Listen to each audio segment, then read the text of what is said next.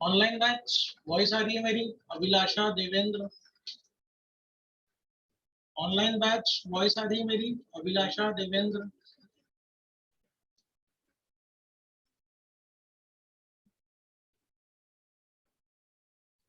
Okay, so we have to work on the cases related to web application development, जिसके अंदर मुझे ऐसा लगता है कि अपन सर्वर साइड इम्प्लीमेंटेशन पे पूरी तरह से वर्कआउट कर चुके हैं। ठीक है, अपन कहाँ पे वर्कआउट कर चुके हैं? अपन सर्वर साइड इम्प्लीमेंटेशन पे पूरी तरह से वर्कआउट कर चुके हैं। सर्वर साइड इम्प्लीमेंटेशन के साथ साथ डेटाबेस सपोर्ट्स की जब जब एप्लीकेशन लेवल पर रिक्वायरमेंट थी वो भी अपन ने फुलफिल कर दी, है ना। एक प्रोजेक्ट यूआई अपन ने बनाया, बट समस्या ये आई स्टैक पॉइंट ऑफ व्यू से वो यूआई चीजों को सेटिस्फाई नहीं कर पा रहा, क्योंकि इस यूआई के अंदर ईजीएस पेजेस की कोई रिक्वायरमेंट नहीं है, कोई जरूरत नहीं। तो ईजीएस का ये केस है कि we should remove EJS from this, and instead of that जो ट्रेडिशनल अप्रोच था, ठीक है, स्टैक्स का, तो उसके अंदर या तो यहाँ पर एंगुलर एंड होना चाहिए या तो यहाँ पर रिएक्ट एंड होना चाहिए। इसमें से आपने अपने करियर पॉइंट ऑफ व्यू से चूज करके रखा है रिएक्ट जेएस। तो रिएक्ट जेएस के साथ मैं शुरुआत करूंगा। बहुत सारी चीजों पे थ्योरेटिकली बात करनी होगी, तब जाके अपन इस लेवल पे आएंगे कि अपन इस स्टैंडर्ड को लेकर कोडिंग कर सकते। ठीक है, तो धीरे धीरे करके अपन चीजों को समझना शुरू करते हैं बनाना, और रिएक्ट स्टैंडर्ड्स को अपन देखते हैं। सो इट इज रिएक्ट 89, मैंने एक फोल्डर बना दिया है यहाँ पे। रिएक्ट 89 वाले इस फोल्डर के अंदर रिएक्ट अंडरस्कोर फाइल्स नाम का एक फोल्डर है। Only and only content some of the theoretical content which is required for us. Okay, शुरुआत करेंगे अपन अपने ही स्टैक से, जहां से चीजों को बीच में छोड़ा था अपन। दिस इज द स्टैक्स, क्योंकि जब इंट्रोडक्शन में अपन लेके आ गए थे ईजीएस, स्टैक का जो मेन एम था वो कहीं ना कहीं डिस्ट्रैक्ट हो गया, क्योंकि स्टैक के अंदर जावास्क्रिप्ट बेस्ड टेक्नोलॉजी हर इन पे होना कंपलसरी है, जो कि इस पर्टिकुलर इंप्लीमेंटेशन ऑफ ईजीएस में चेंज करा। तो ठीक है, अब ईजीएस को अपन भूल चुके हैं। अपन ने सिर्फ माना कि अगर कोई यूआरएल हिट होगा तो हाँ, मेरा नोड एक्सप्रेस सर्वर उसको एक्सेप्ट करने में कैपेबल है, उसके करस्पॉन्डिंग जो भी डेटा आता है, गेट हो, पोस्ट हो, उसको एक्सट्रैक्ट कर सकता है। वो एक्सट्रैक्ट करने के बाद मोंगो के अंदर सेव कर सकेगा। अगर मेरे पास कोई रिक्वेस्ट आई कि I need to have a data, तो वो यूआरएल रिक्वेस्ट पे मेरा एक्सप्रेस नोड सर्वर मुझे मोंगो से डेटा लाके भी दे सकता है। अब उसके बाद शो आप कहाँ पे करवाते हो ये आपकी प्रॉब्लम। तो ठीक है, वहां तक रेडी है। Again taking a short review for that, it is JS stacks. These are bunch of JavaScript based technology, ठीक है, to implement full stack development.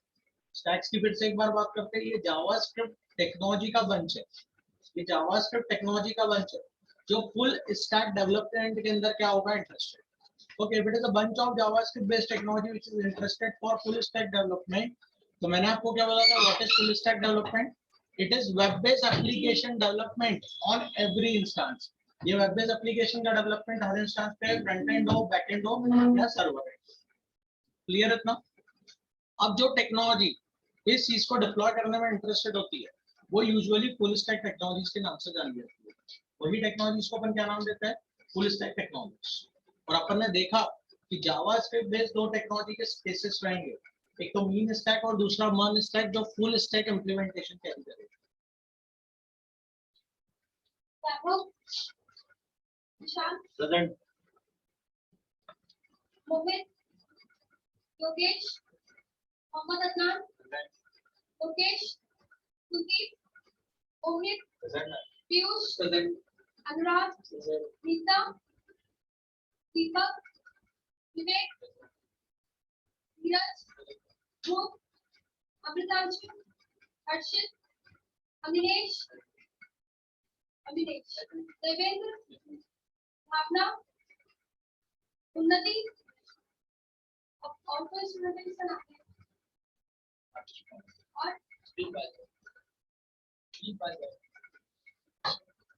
और कोई है?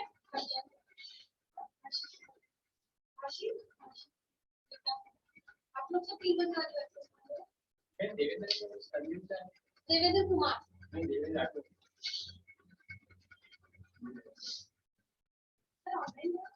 ऑनलाइन में देवेंद्र है, अभिलाषा है और सलोनी।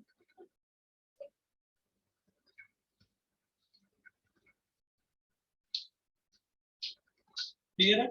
चलिए, तो नोड.js काफी वर्किंग करा है इस पर अपन। और अपने को पता है कि जावास्क्रिप्ट बेसिस पे डिप्लॉयड है सर्वर साइड एनवायरनमेंट, इसकी मदद से अपन पूरा का पूरा क्या लिख सकते हैं, server side environment. Next we comes to the case of Express JS. JavaScript Node JS की मदद से बना हुआ ही सर्वर साइड फ्रेमवर्क है। इसने अपने को एमवीसी स्टैंडर्ड प्रोवाइड कर दिया कहाँ पे, on backend level, model view controller approach. आपको याद ही होगा व्यू अपन ने ईजेस से बनाए थे, models we have deployed, schema लिखा था मोंगोस का, और उसके बाद अपने पास कंट्रोलर पार्ट भी इंप्लीमेंटेड है ना। इसके अंदर दो अलग अलग अप्रोचेस है। जो बैच मेरी 8 to 9 चल रही थी उसके अंदर मैंने कंट्रोलर प्लस वो सब अप्रोच लिखी थी। जो 3 से 4 वाली बैच है उसके अंदर कंट्रोलर अप्रोच नहीं लिखी थी, ठीक है।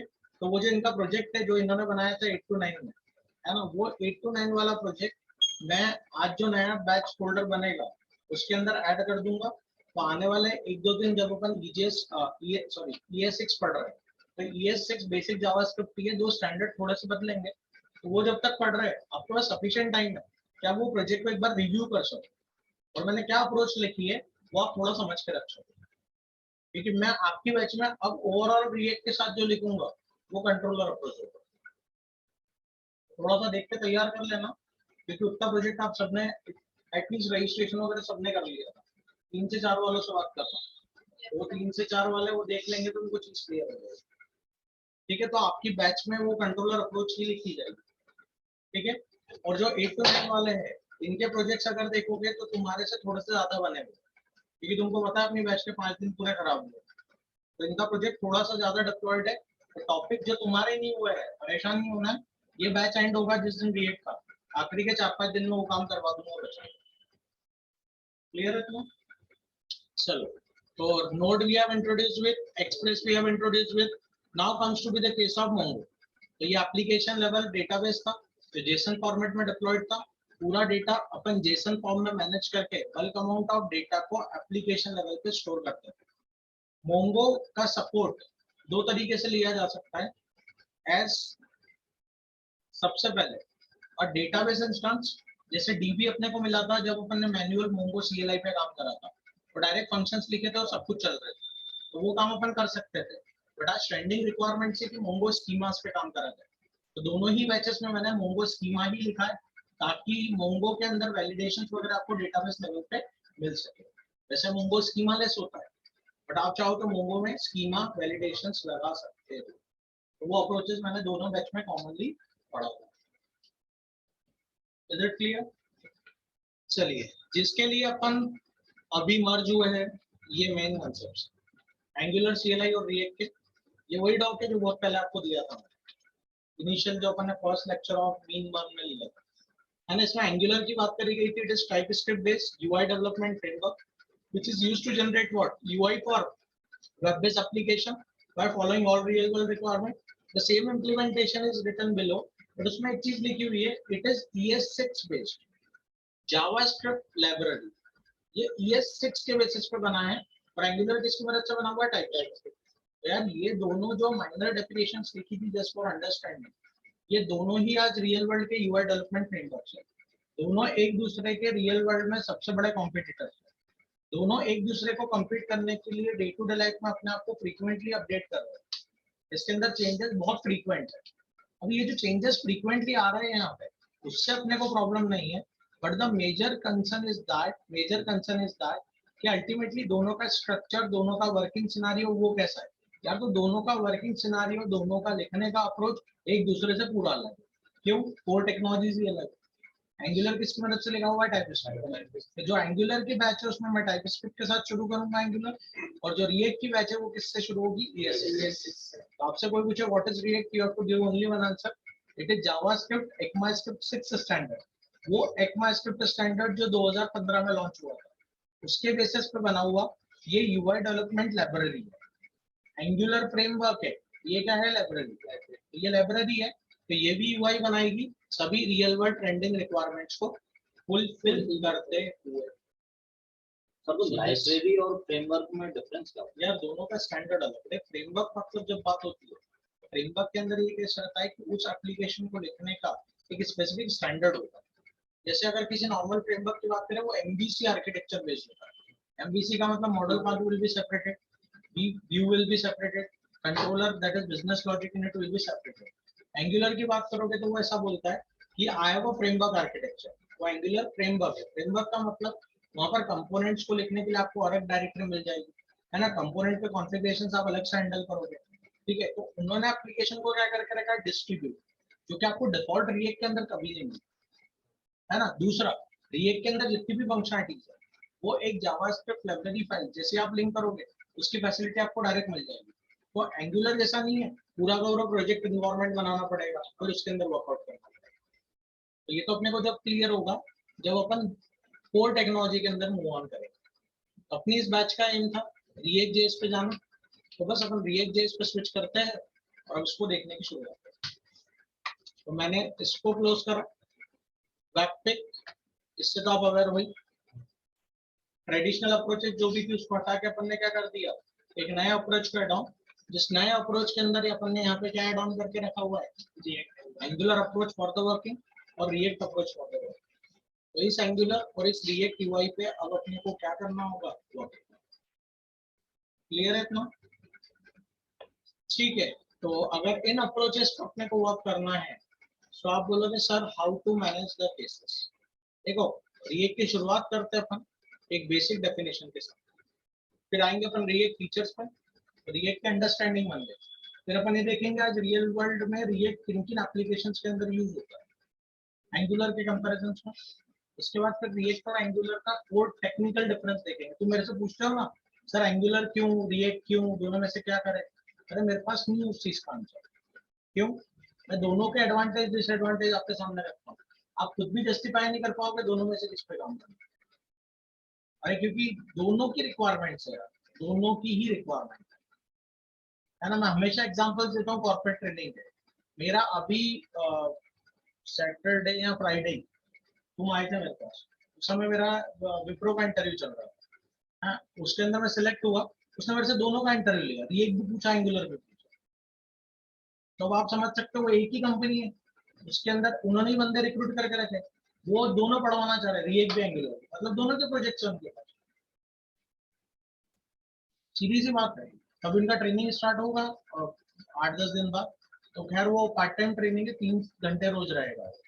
बट आप देखो कि दोनों की ही रिक्वायरमेंट कंपनीज दे रही है, तो आप इसमें क्लासिफाई नहीं कर सकते हो कौन सा बेस्ट है, क्योंकि आज दोनों की ही रिक्वायरमेंट कॉमन है। तो अपन समझते हैं इसको एक एक करके, स्थिति आपको क्लियर होगी। चलिए रिएक्ट जेएस की अपन बात करें। React JS is a declarative. देखो मैं क्लियर कर देता हूँ आपको, ये जितना भी कंटेंट है सब ऑनलाइन होता है, तो कुछ टर्म्स ऐसी है जो ऑनलाइन उठी हुई है, अपन उसको समझने की कोशिश करेंगे, है ना। अगर कुछ प्रॉब्लम आती तो यू कैन आस्क, ठीक है। ये कंटेंट मैं आपको एज इट इज शेयर कर दूंगा। इसके अलावा आपको अगर लिखने की इच्छा है कुछ भी खुद की टर्म्स में तो यू कैन, है ना। बाकी ये डेटा तो आपको एज इट इज शेयर हो जाएगा। अगर रिएक्ट जेएस की बात करें, it is declarative, efficient and flexible JavaScript library, ठीक है। देखो डिक्लेरेटिव का मतलब, डिक्लेरेटिव का यहाँ पे मतलब ये आ रहा है कि जब भी इस टेक्नोलॉजी के स्टैंडर्ड्स को लिखा जाएगा, यहाँ पर आपको बने बनाए सिनारियोस काफी कम मिलेंगे एज कम्पेयर टू आप खुद की चीजें खुद लिख सकते हो। जैसे as you will go for any other frameworks of UI development, let's suppose Angular, उधर कंपोनेंट बनाने के लिए कमांड चलती है ngGC, एंगुलर जनरेट कंपोनेंट, उससे कंपोनेंट रेडीमेड मिल जाएगा, वो उसका फिक्स आर्किटेक्चर। जब कंपोनेंट बनेगा अपने साथ 4 फाइल लेके आएगा, एक कंपोनेंट का टीएस होता है कॉन्फ़िगरेशन फाइल, एक कंपोनेंट का टेस्टिंग फाइल होता है, एक सीएसएस होता है और एक एचटीएमएल होता है। कितनी फाइल लेके चलता है वो 4। तो भैया वहां पे कंपोनेंट बनाना है तो उसका आर्किटेक्चर फिक्स है, उसके अंदर अपन कुछ भी नहीं कर सकते। बट अगर आप रिएक्ट की बात करोगे, इन्होंने बोला मैक्सिमम चीज जो आपको चाहिए वो आपको आपकी की ही लिखनी होगी, आपको बनी बनाई चीजें नहीं दूंगा। Means if you have to create a component, create your own manual folder. Component will be comprised of 2 files. One will be the JSX file, the combination of JavaScript plus HTML. Second will be the CSS file. So as compared to architecture of Angular, ये इसका architecture declarative है, आप खुद की चीजें ज्यादा से ज्यादा लिख सकते हो। Second चीज, architecture wise React आसान है, React is easy, ये मैं बोल सकता हूँ, है ना। Angular का architecture बहुत पेचीदा होता है, बाकी इसका architecture as compare to that आसान होगा, ठीक है। It is declarative, efficient, normal term है, फ्लेक्सिबल। ठीक है, आज रिएक्ट एम्बेडेड है दुनिया के हर मेजर टेक्नोलॉजी के साथ सर्वर साइड पे। You can connect react with PHP, you can connect react with node, you can interact react with java, all major technologies of real world के साथ ये compatible है। अगर compatibility है तो फायदा क्या? It is flexible JavaScript library for building reusable UI components। देखो Angular हो या React दोनों ही एक मैकेनिज्म के लिए बनाए गए component based architecture. Component based architecture का मतलब होता है एप्लीकेशन आज तक अपन ने EJS के अंदर जो बनाया खुद बोलो, अपन ने EJS के अंदर मेन पेज बनाया इंडेक्स, जिस पे पूरा UI चलता है। जब बात आई रीयूजेबिलिटी और रीइम्प्लीमेंटेशन की, है ना, तो अपन ने बोला क्या एप्लीकेशन भैया डायनामिक होना चाहिए, मतलब जब भी एप्लीकेशन रिफ्रेश हो पूरा का पूरा एप्लीकेशन रीलोड हो जाए उससे कोई दिक्कत नहीं है, बट भैया रीयूजेबिलिटी तो मिले, एक ही एक चीज बार बार नहीं लिखनी पड़े। अपन ने उसको ऑप्टिमाइजेशन के नाम पे क्या करा, भैया मैंने अलग अलग फाइल्स बनाई, header EJS, footer EJS, navigation EJS, और EJS के नाम पे करा क्या, वो हेडर वाला कोड वहां से कट करा इंडेक्स से हेडर में रख दिया, फुटर वाला कट करा फुटर में डाल दिया, उसके बाद मैंने मेनू कट करा वो मेनू में डाल दिया। जब लिंकिंग की बात आई, याद है अपन ने इंटरपोलेशन डाल के इंक्लूड वाली पिक्चर चले गई। अब वो इंक्लूड में होता क्या है कि अगर इंडेक्स डॉट EJS लोड हुआ राउटर से तो इंडेक्स वाला कोड चलेगा, पहली लाइन में उसको मिलेगा इंक्लूड हेडर। इंक्लूड हेडर का मतलब है हेडर EJS का पूरा कोड रन टाइम पे उस फाइल पे लिंक हो जाएगा। सेकंड कोड कौन सा लिंक हो जाएगा, मेनू। थर्ड कोड कौन सा लिंक हो जाएगा, कंटेंट। और फोर्थ वाला कोड कौन सा लिंक हो जाएगा, फुटर। दो तुमने सबको अलग अलग बना के रखा है, रीयूजेबिलिटी तो है, री इम्प्लीमेंटेशन नहीं। क्यों, हर चीज बार बार लोड होती है। लेटर का कोड 40 बार लोड होगा तो चलेगा भी कितनी बार, 40 बार, जो लिखा सिर्फ एक बार। तो रीयूजेबिलिटी तो मिलती है, री इम्प्लीमेंटेशन तो आप बोलेंगे सर उससे फर्क पड़ रहा है कि एप्लीकेशन के अंदर लोडिंग स्पीड में कोई फर्क ही नहीं पड़ रहा, स्पीड के नाम पे कुछ भी नहीं है। ठीक है, एक छोटी सी चीज भी चेंज हो रही है तो पूरा एप्लीकेशन बफर होगा, पूरा रीलोड होगा। तो क्या इसको रोक सकते हैं? हाँ, अगर आप जाओगे कंपोनेंट बेस्ड आर्किटेक्चर फॉलो करने वाली टेक्नोलॉजीज के अंदर, तो it is for building reusable UI components. तो यहाँ पर एप्लीकेशन में उन्होंने बोला if you have to create a web page आप पूरा डिजाइन कर लो जैसा इंडेक्स EJS करा था वैसा, ये मेन पेज हुआ। अब वो बोलता है मेन पेज के अंदर we will divide the application in parts. हर पार्ट को क्या नाम दिया जाएगा, कंपोनेंट। क्या नाम दिया जाएगा, component. Component in React.js will be divided on two bases, एक उसका डिजाइन, एक उसका डिजाइनिंग स्ट्रक्चर, दूसरा उसका अपीयरेंस। मतलब एक होगा the code of JSX, combination of JavaScript for the dynasty and HTML for the structure, वो एक पेज बनता है JS वाला फाइल। सेकंड पेज होता है CSS वाला, जो उसी JSX को क्या देता है, अपीयरेंस रिलेटेड प्रॉपर्टीज। तो यार यहाँ पर कंपोनेंट जब भी बनेंगे ये दो पार्ट्स में डिवाइड होंगे। मान लो कि हेडर कंपोनेंट मैंने अलग से बना दिया, फुटर अलग से बना दिया, नेविगेशन अलग से बना दिया, कंटेंट अलग से। रिएक्ट के अंदर ये बोला जाता है कि जब भी एप्लीकेशन लोड होगा तो पूरे लाइफ टाइम में एप्लीकेशन में मात्र एक ही पेज चलेगा, वो होगा आपका main page that is index. तो एप्लीकेशन चला रिएक्ट का, इंडेक्स पेज लाइफ टाइम में एक बार लोड हो गया। अगर इंडेक्स एक बार लोड हो गया ना, इंडेक्स अब बार बार कभी लोड नहीं, वन टाइम लोड हुआ। अब वन टाइम लोड हुआ उसमें सभी कंपोनेंट को मैंने क्या कर दिया, लिंक। अब रिएक्ट क्या बोलता है पता है आपको, अगर आप मेनू पे क्लिक करोगे तो मेनू के अंदर आपने क्या करके रखी होगी, URL रूटिंग। तो आपने रूटिंग में बताया होगा कि इस लिंक पे क्लिक करने पर कौन सा कंपोनेंट लोड करना है। अब जो कंपोनेंट बोलोगे ना, केवल पार्ट ऑफ एप्लीकेशन उतना ही बफर होगा, बाकी एप्लीकेशन एज इट इज रहेगा। Application will not be refreshed. ये किसका मैकेनिज्म है, कंपोनेंट आर्किटेक्चर। तो एप्लीकेशन स्पीड अप हो जाएंगे as compare to traditional. Component architecture को लाने की जरूरत है। आज मीडिया प्लेयर्स हो गए, आज वीडियो प्लेयर्स हो गए, है ना, आपकी कुछ कमेंट बॉक्स हो गए, है ना, आपके सजेशन बॉक्स हो गए, ये सब कंपोनेंट आर्किटेक्चर में डिप्लॉय होते हैं। फेसबुक के ऊपर अपन कोई वीडियो देख रहे हैं, नीचे जब मैं देखता हूँ कमेंट की लिस्ट अपने आप बढ़ती रहती है, पता नहीं कौन कहाँ से कैसे डाल रहा है, बट वो अपडेट होता जा रहा है। तो अगर आपको ये लग रहा है ना कि बार बार वो रिफ्रेश हो रहा है ऑटोमेटिकली, URL देखना, कोई बफर नहीं दिखेगा। तो ऑटो अपडेट हो रहा है। ऑटो अपडेट कहाँ से हो रहा है? ऐसी कौन सी टेक्नोलॉजी आ गई बिना पेज रिफ्रेश के पेज अपडेट हो जाता है? यहाँ तो कितनी दिक्कतें थी। एप्लीकेशन को सेव करा, सर्वर रिफ्रेश, ब्राउजर को रिफ्रेश करे बिना चेंजेस ही नहीं दिखते थे। अरे अब ऐसा नहीं होगा, कोड में सेव करा, browser auto refresh, changes will be auto reflect. समझ में आ रहा है कैसे आपको? तो यहाँ पे चेंजेस कैसे होता है? डायनामिक। एप्लीकेशन में कहीं पे भी चेंज हुआ, application will be auto refresh. तो कंपोनेंट आर्किटेक्चर इंपॉर्टेंट मैकेनिज्म है जो यूज होता है। Okay, it is an open source component based front end library. तो जब ये सबसे पहले पार्ट्स मार्केट में लॉन्च हुआ था, ये ओपन सोर्स था नहीं, क्योंकि फेसबुक ने अपने प्रोडक्ट्स के लिए इसको बनाया। बट एज सिमिलर जैसे ही एंगुलर लॉन्च हुआ है ना, तो इनको नहीं चाहते हुए भी इस चीज को क्या करना पड़ा? Open source. ये दोनों ही प्रोडक्ट क्लोज सोर्स थे, एंगुलर हो या रिएक्ट। एक गूगल मेंटेन्ड है, ये मेटा इनकॉर्पोरेशन मेंटेन कर रहा है रिएक्ट, क्योंकि ये फेसबुक का प्रोडक्ट है। अभी मेटा के नाम से जानते हो आप, तो फेसबुक इसको पूरी तरह से मैनेज करता है। और यूजुअली फेसबुक ने अपने टूल्स बनाने के लिए ही रिएक्ट को लाया था। बट आप क्या करें, गूगल ने अपने प्रोडक्ट को पॉपुलराइज करना चाहा, तो इन्होंने भी सिमिलरली उसको क्या कर दिया? Open source.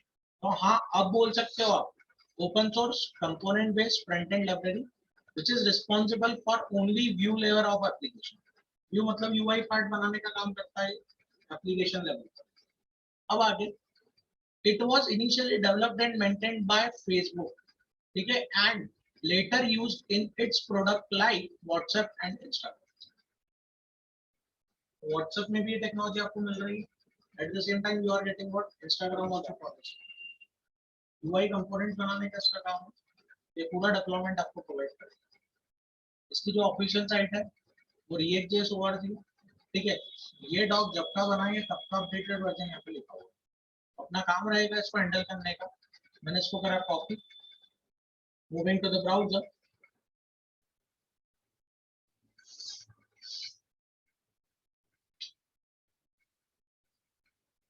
मैंने इसको करा पेस्ट।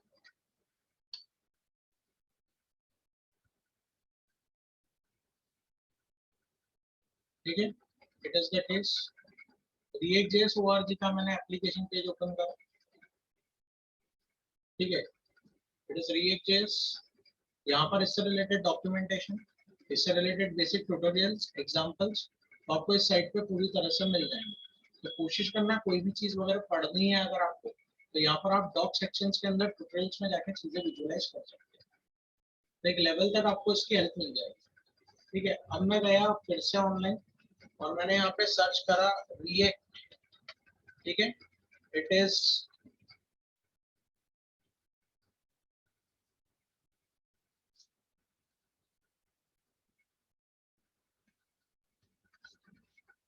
विकिपीडिया, तो ये लिंक आ गई आपके रिएक्ट की। मैंने इसको ओपन करा क्योंकि मुझे एलटीएस बताना है आपको। ये देख सकते हो आप इधर साइड में, है ना, ओरिजिनल ऑथर जिन्होंने रिएक्ट लिखा हुआ है, ठीक है। तो इट इज समवॉट जॉर्डन वॉल्के, ठीक है, जिन्होंने इसको डेवलप करा हुआ है। डेवलपर्स अभी जो कम्युनिटीज को हैंडल कर रही है मेटा इनकॉर्पोरेशन, मतलब फेसबुक ओनली, है ना। जॉर्डन वॉल्के इज द इन्वेंटर और Meta incorporation is maintaining. Initial release हुआ है मई 29, 2013। एंगुलर इससे भी पहले का है, बट वो एंगुलर जेएस है। वो डिजाइनिंग की वजह में एक आध दिन पढ़ाया होगा आपको। वो एंगुलर जेएस है, वो इससे पहले का लॉन्चिंग है, 2009 का लॉन्चिंग मानते हैं उसका। बट फेसबुक ने बोला, गूगल ने उस वक्त एंगुलर जेएस लॉन्च करने के बाद ये बोला 2013 में एक ऐसा फ्रेमवर्क लिया है जो उसका काफी बड़ा रिप्लेसमेंट हो गया। तो उन्होंने ये बोला कि इसके कंपैरिजन में कुछ डालना होगा। तो 2016 के अंदर मार्केट में एंगुलर लॉन्च हुआ। एंगुलर या एंगुलर CLI, तो वो 2016 का लॉन्च। क्लियर है? तो ये पहले का है। अब बात करें LTS की, 18.1.0, 26 अप्रैल 2022, 18 दिन पहले का लॉन्चिंग। भैया मुझे करना कुछ नहीं है, मुझे मेरे डॉक को अपडेट करना है, तो मैंने यहाँ पे 18.1.0 कर दिया। It is 18.1.0 done.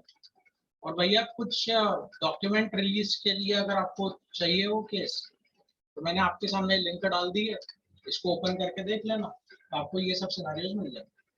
मेरे को 3 चीज बतानी थी आपको। इन्वेंटर का नाम, नेक्स्ट लेटेस्ट रिलीज अभी जो भी चल रहा है, और एक जिस फ्रेमवर्क पे ये बना हुआ है, थोड़ा सा आप नीचे जाओगे, लेट इसका रिटर्न वाला देख लो सिनेरियो। रिटर्न पे क्या बोल रहा है, जावा प्योर जेएस बोल, ना सी है ना सी प्लस प्लस है, सीधे जेएस।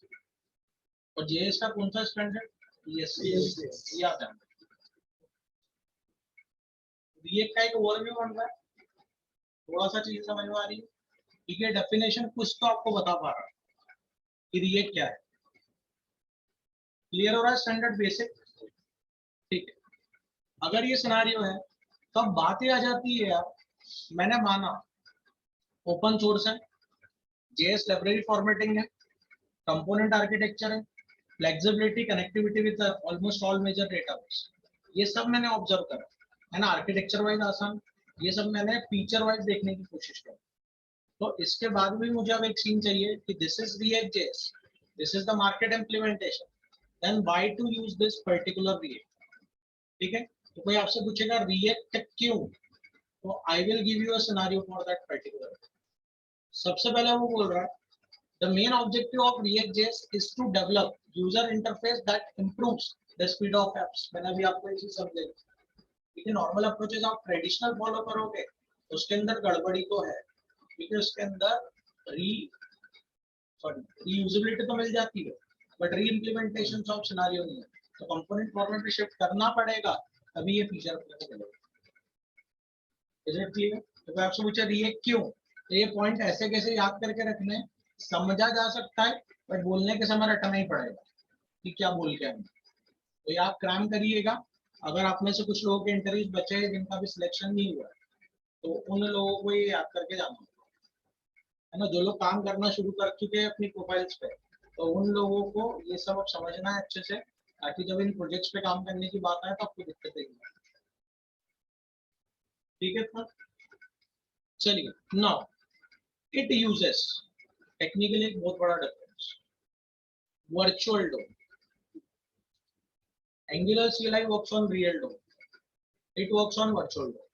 DOM क्या है, डॉक्यूमेंट ऑब्जेक्ट मॉडल। बहुत पहले जब जावास्क्रिप्ट में इवेंट प्रोग्रामिंग पढ़ाई थी तो मैंने आपको क्या बोला था, जावास्क्रिप्ट इवेंट बेस्ड स्क्रिप्ट है। जब भी वेब पेज लोड होता है तो हर वेब पेज लोड होने पर ब्राउजर ने एक मैकेनिज्म बना के रखा है, जब भी कोई भी वेब पेज लोड होगा उस वेब पेज पर अवेलेबल जितने भी HTML टेक्स्ट और टैग कॉम्बिनेशन है, इसको अपन एलिमेंट बोलते हैं, हर एलिमेंट के करस्पॉन्डिंग एक ऑब्जेक्ट ओरिएंटेड रिप्रेजेंटेशन ब्राउजर बनाएगा। ब्राउजर में उस ऑब्जेक्ट ओरिएंटेड रिप्रेजेंटेशन के कलेक्शन को डोम नाम से जाना जाता है, यही बात हुई थी। और उस डोम को एक्सेस करने के लिए अपने को कौन सा ऑब्जेक्ट मिला था, डॉक्यूमेंट, तो that was the DOM. But वो डोम कौन सा था, ब्राउजर्स डोम। जो ब्राउजर खुद डिप्लॉय करता है उसके लिए आपको एक्सटर्नल एफर्ट पुट करने की जरूरत नहीं।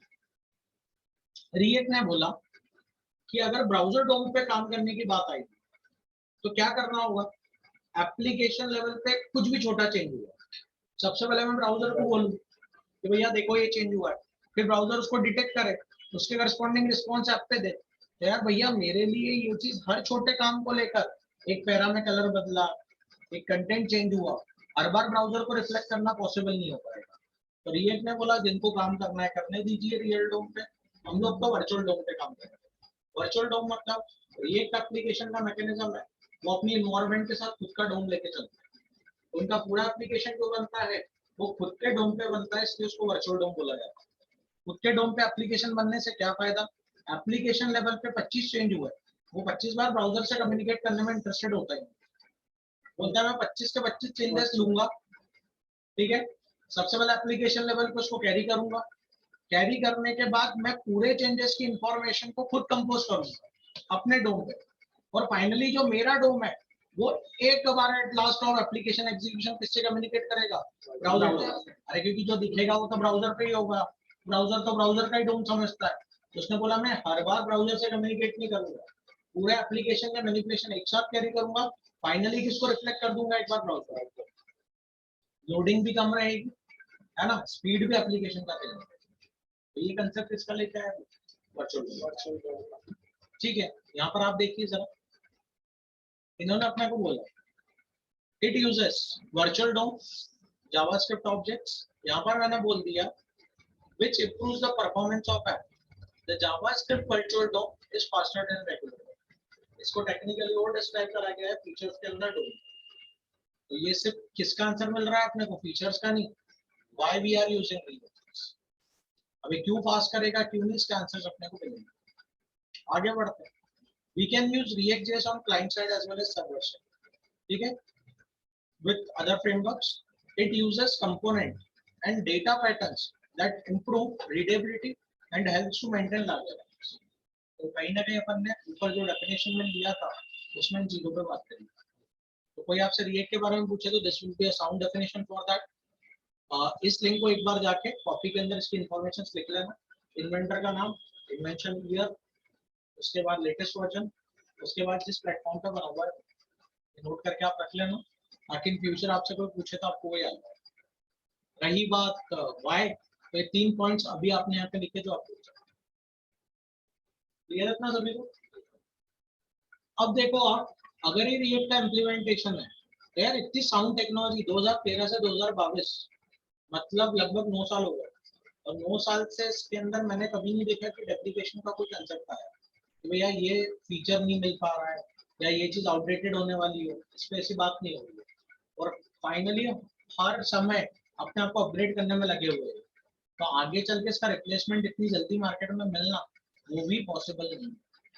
आज एंगुलर और रिएक्ट के कॉम्पिटिटर्स इन दोनों के तो कोई नहीं. हाँ ये आपस में एक दूसरे के कॉम्पिटिटर है बट आगे चल के इनके रिप्लेसमेंट इतनी आसानी से नहीं मिलेंगे. तो ठीक है, अगर ऐसा कुछ है तो इसके बारे में और क्या. देखो इसके बारे में अगर आपको समझना है सबसे बेस्ट चीज होगी we should go for the features of React. ये फीचर्स आपको बहुत सारी टेक्निकल चीजें बताएंगे रिएक्ट के बारे में ताकि इन फ्यूचर जब वर्किंग करने की बात आएगी तो कोडिंग और इससे रिलेटेड अप्रोचेस पर काम करें. ठीक है, this are the React features. सबसे पहला बोला गया currently React.js gaining a quick popularity as the base JavaScript framework among web developers. It is playing an essential role in front-end ecosystem. The important features of React.js are as follows. जिसके अंदर उन्होंने किसको add करा, JSX, component, one-way data binding, virtual DOM, simplicity and performance. ठीक है, तो ये technical चीजें हैं रिएक्ट के बारे में जो अपन समझते हैं. सबसे पहला कंसेप्ट लेके आया गया the scenarios of JSX. What is JSX? JSX stand for JavaScript XML. AJAX को याद करिए, asynchronous JavaScript and XML concept. Web page पे डायनामिसिटी लाने का काम विदाउट एनी पेज. तो यहाँ पर वही जावास्क्रिप्ट एक्सएमएल का कंसेप्ट है. एंगुलर या रिएक्ट हो इंटरनली अजेक्स को ही यूज करता है फॉर द डायनामिसिटी बट वो अजेक्स कभी आपको लिखा हुआ दिखता है. ठीक है, चलिए. It stand for JavaScript and XML. It is JavaScript syntax extension. ये जावास्क्रिप्ट के ही सिंटैक्स का एक एडवांस वर्जन है या एक्सटेंशन है. इट इज एन XML और HTML like syntax used by React.js. ठीक है, इन्होंने बोला this syntax is processed into JavaScript calls of React framework. It extends the ESX so that HTML-like text can coexist with the JavaScript React code. इन्होंने बोला JSX एक concept है. कैसा concept है? JavaScript XML कॉम्बिनेशन का. इन्होंने बोला यहाँ पर JavaScript और HTML का कोड एक साथ लिखा जाता है ताकि JavaScript जो कि ESX स्टैंडर्ड का होगा और HTML जो UI कंपोनेंट बनाने के काम में आएगा स्ट्रक्चर. ठीक है, वो दोनों को आप एक साथ एम्बेड कर सकते हो JSX के अंदर ताकि ये JSX आगे चल के आपको डायनामिक UIs दे सके. तो JSX यहाँ पे कुछ नहीं है. जैसे वहाँ पे EJS था ना, वो अपन इंटरपोलेशन के अंदर फॉर लूप लिखते थे तो वो क्या कॉम्बिनेशन था, HTML प्लस JavaScript EJS. यहाँ पर JSX क्या बोला गया, combination of that HTML only with the standard of ESX. समझ में आ रहा है? तो ये कॉम्बिनेशन आपको पूरी तरह से यहाँ पे मिल सकता है फॉर द वर्क.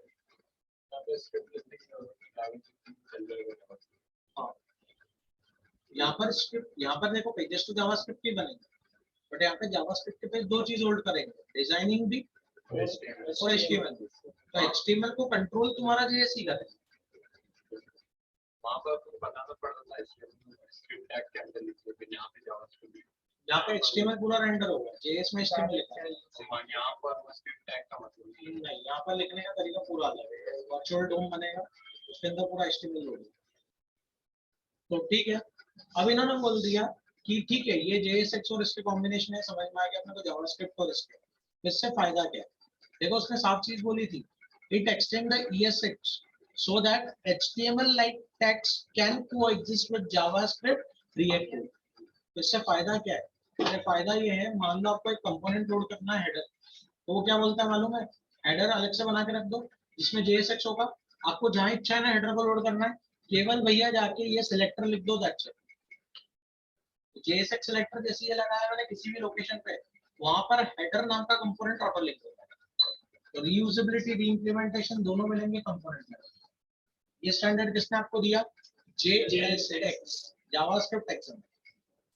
ये का इंटरव्यू अगर हुआ JSX टर्म में पूछा जा सकता है, what is JSX? You have to say what? It is dynamic JavaScript, combination of JavaScript ESX with HTML so that a component can be designed।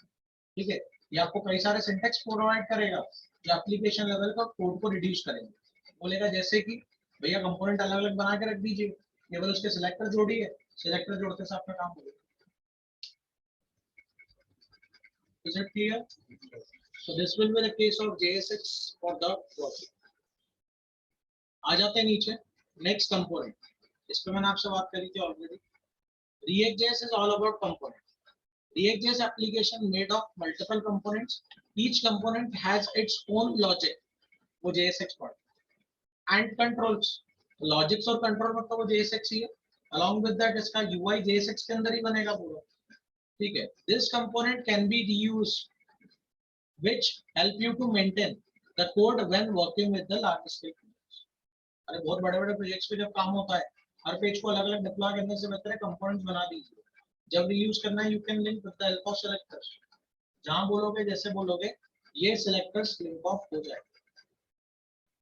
Clear हो रहा है this? Next comes to the feature of one way data binding. अब आप बोलोगे sir ये क्या चीज है? एप्लीकेशन यूआई तैयार है, लोड हो रहा है, अब बात आती है डायनेमिसिटी।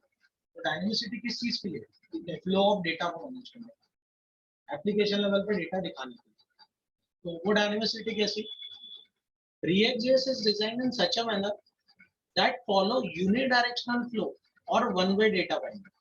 ठीक है, क्रॉस पोस्टिंग टेक्निकली जब भी होती है, डेटा बाइंडिंग की बात करेंगे वो, तो आपको बोलना है अप्रोच, एप्लीकेशन लेवल पे डेटा किस तरह से जुड़ेगा। अप्रोच दो तरीके से होती है, unidirectional, bidirectional, one way data binding और two way data binding. It follow the approach of one way data binding. One way data binding की कुछ पॉजिटिवनेस होती है, कुछ नेगेटिवनेस होती है। सिमिलरली टू वे बाइंडिंग के कुछ पॉजिटिव पॉइंट है, कुछ नेगेटिव पॉइंट है। अपनी टेक्नोलॉजी में ये फीचर है, तो अपन इसको प्लस पॉइंट से देखते हैं। डिप्लॉयमेंट में जब प्रॉब्लम आएगी तब इसका नेगेटिव पॉइंट्स भी देखना। क्लियर है? दोनों अप्रोचेस में positive negativity. Angular two way binding पे काम करता है और उसके अंदर भी कुछ प्रॉब्लम्स आ जाती है, क्योंकि टू वे डायरेक्शनल फ्लो क्या बोलता है? डेटा कहीं से कहीं भी लिंक हो सकता है। बाय डायरेक्शनल वर्क, अरे रिफ्लेक्शन आया, उसका हैंडल करने में उतनी दिक्कत होती है। बट यहाँ पे डेटा कैसा? यूनिडायरेक्शनल। फ्लो ऑफ डेटा को हैंडल करना बड़ा आसान है, अपने को पता है इस लेवल से इधर ही जाए, इधर से उधर आ ही नहीं सकता। फ्लो ऑफ डेटा को लिखना आसान है। बट बात यह है कि बाय डायरेक्शनल फ्लो में डेटा सिक्योरिटी कम हो जाती है, यूनिडायरेक्शनल में ज्यादा है। बट यूनिडायरेक्शनल में फ्लो ऑफ डेटा को पूरा ऐप पे कंट्रोल करना और पेचीदा हो जाता है। अभी फीचर है, पॉजिटिविटी के साथ देखिए, है ना। नेगेटिविटी अपने को दिखने लगेगी जब समझ आए, है ना। बट अप्रोच तो हमेशा क्या चलाया गया? One way data binding. देखो, the benefits of one way data binding give you better control throughout the application. Tracking ज्यादा नहीं करनी पड़ती, पता है ना इधर से इधर जाएगा, तो आपको देखना क्या है उसमें, यहाँ जाओ, आपको पता है इधर से उधर जा सकता है, वहां पे ट्रैक कर लो, आपको मिल जाएगा डेटा। समझने वाली बात ही नहीं कहाँ से क्या होगा और क्या नहीं। उसने बोला ट्रैकिंग